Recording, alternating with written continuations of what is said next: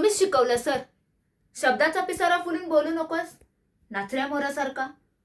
त्या शब्दाच्या बुडाखाली दडलेला अर्थ पकड, मग उच्चार. या बडबडी दुनियेत अर्थाजवळ थबकणे इतका वेळच नाही कोणापाशी.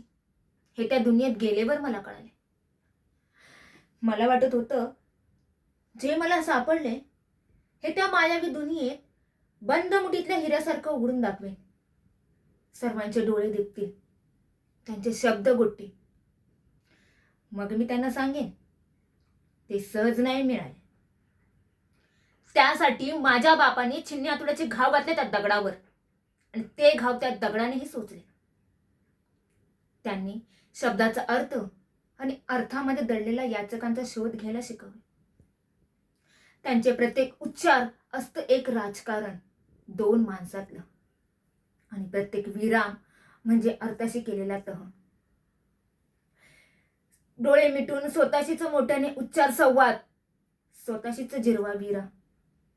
म्हणजे शब्दाच्या जंगलातून वाट दिसू लागेल त्या भूमिकेच्या गाभापर्यंत पोचायची. तिथे गेलात की बिंदूही दिसेल आणि अवकाशही.